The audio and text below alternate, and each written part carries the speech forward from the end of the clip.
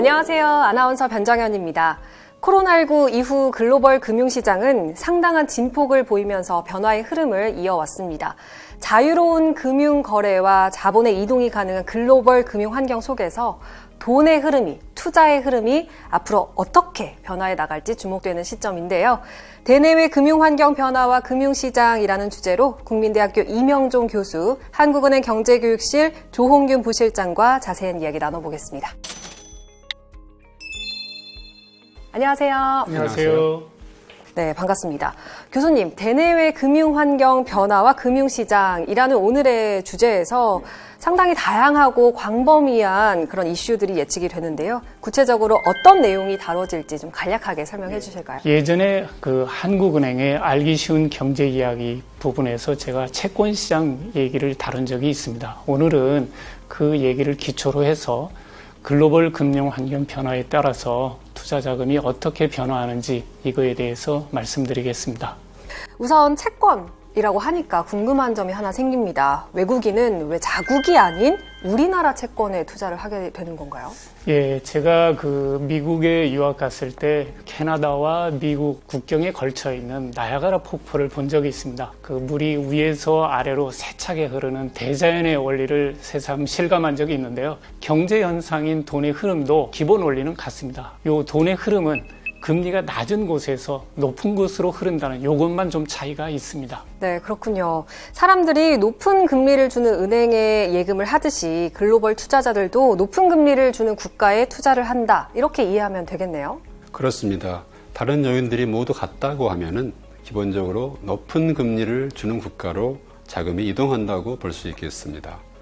우리나라의 과거 예를 들어보죠. 2010년부터 2015년까지는 한국 금리가 미국 금리보다 높았습니다. 이때는 외국인들이 한국에서 발행한 채권을 순매입했습니다. 금리의 높낮이에 따라서 돈이 움직이는 이런 기본 원리가 항상 좀 예외가 없이 적용되는 현상인가요? 항상 그렇지는 않습니다. 일례로 예를 들어보면 2017년과 2018년에는 한국 금리가 미국 금리보다 낮았습니다. 그런데 외국인들은 우리나라의 채권을 순매수했거든요.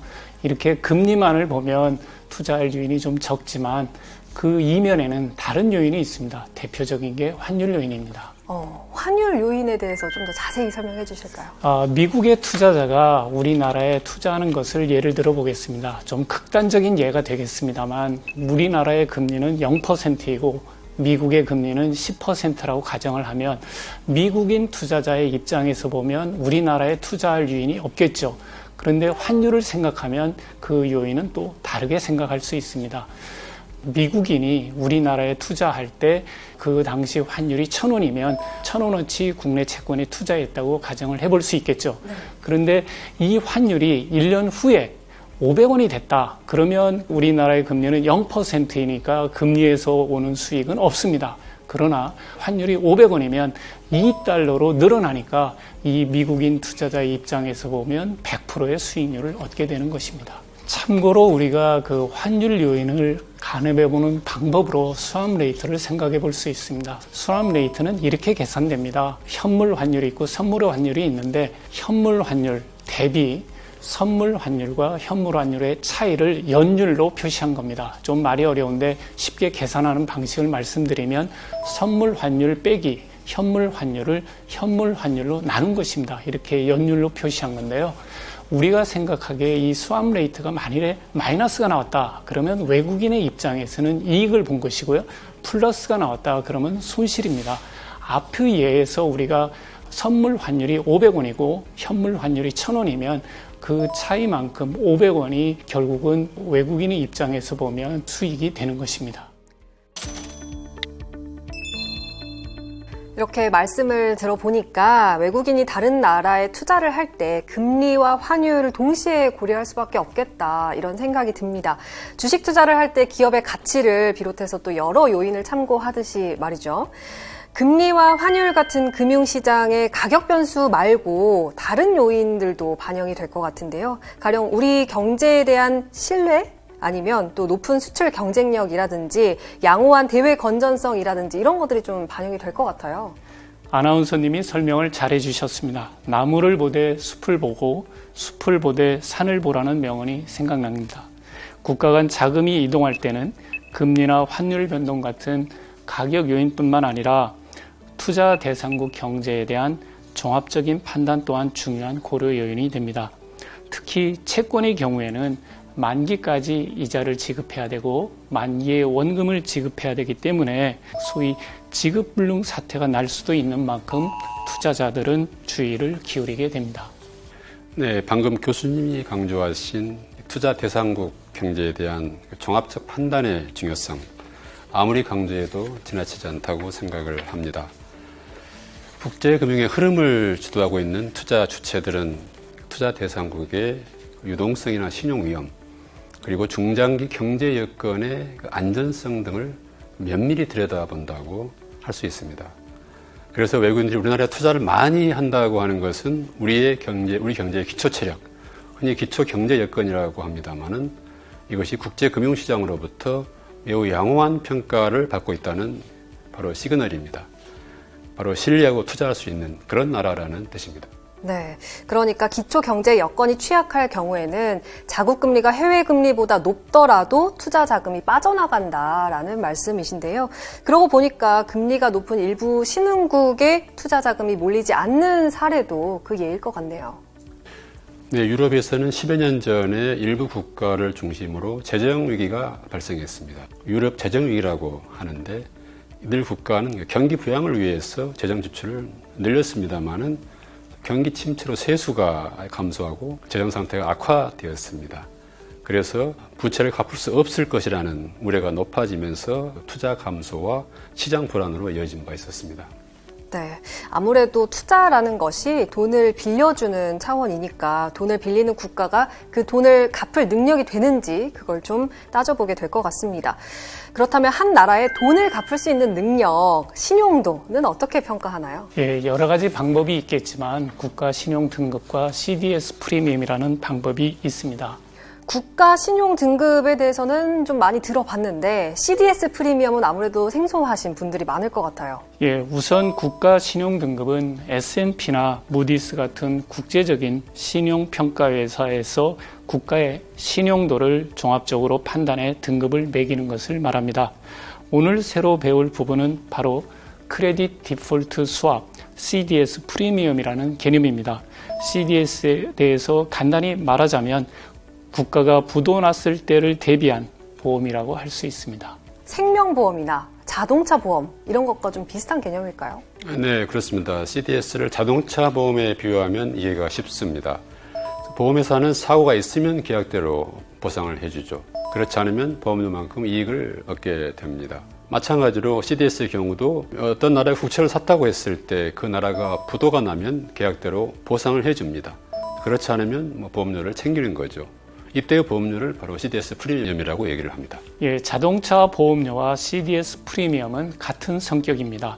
여기서 주목할 점은 운전자의 사고 가능성이 높을수록 보험사가 높은 수준의 보험료를 요구하듯이 국가 부도 위험이 높아지면 CDS 프리미엄도 높아집니다. 최근 한국의 외평채 5년물에 대한 CDS 프리미엄이 2008년 글로벌 금융위기 이후 최저치를 기록한 바 있습니다. 이는 국제금융시장에서 우리나라에 대한 신용도가 상당히 높은 수준을 보여주고 있다는 것을 나타냅니다. 그렇군요. CDS 프리미엄이 국가의 신용도를 나타내는 지표인 만큼 CDS 프리미엄을 결정하는 요인도 굉장히 중요할 것 같은데 어떤 것들이 있을까요? 예, 우선 CDS 프리미엄은 글로벌 요인과 대내 요인 모두를 반영합니다. 먼저 대외 여건의 예를 설명해 보겠습니다. 2008년엔 글로벌 금융위기로 투자자들의 불안 심리가 고조되면서 CDS 프리미엄이 크게 상승했습니다.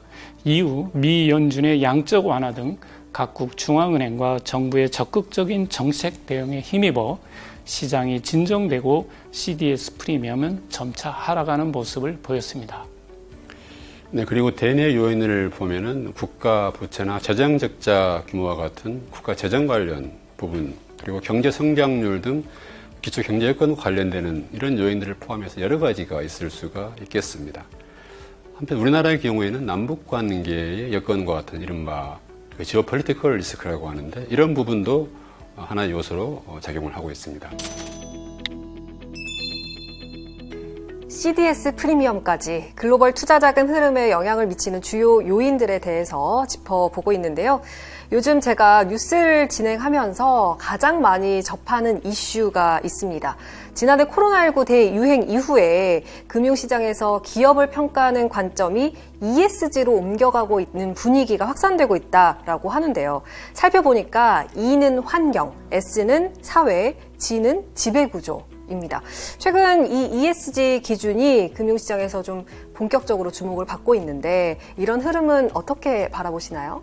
매우 중요한 패러다임의 변화로 보고 있습니다. 말씀하신 신종 코로나 바이러스 대유행이나 기후변화 등과 같은 요인이 경제에 커다란 영향을 미치고 있습니다. 때문에 금융시장 투자자들 사이에서도 단순한 재무적 지표보다는 장기적이고 지속 가능한 경영 전략을 추구하는 기업의 가치를 높게 평가하라는 경향이 높습니다.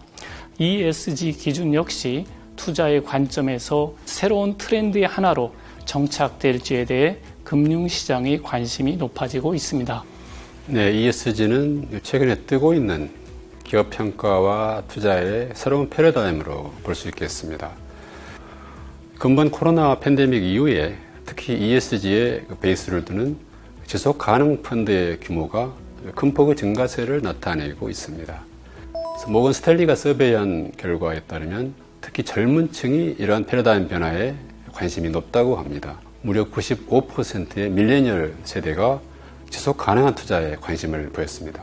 네, 점차 금융시장의 주역이 될 밀레니얼 세대의 95%가 ESG로의 패러다임에 변화에 또 관심을 보였다고 하니까 정말 놀라운데요. ESG가 이렇게 뜨거운 관심을 받게 된 이유는 어떤 걸까요? 무엇보다 시장의 원리 아닐까 싶습니다. 잘 알려진 글로벌 에너지 회사 엑선 모빌은 화석 연료 산업의 대표적인 기업인데요. 온실가스 배출량도 많습니다. 그래서 친환경 경영을 지지하는 주주들이 온실가스 감축을 촉구하는 결의안을 주총에서 통과시키려고 했습니다. 하지만 경영층이 이에 반발하자 투자자들이 먼저 움직였습니다. 보유 지분을 대거 매각하기 시작한 거죠.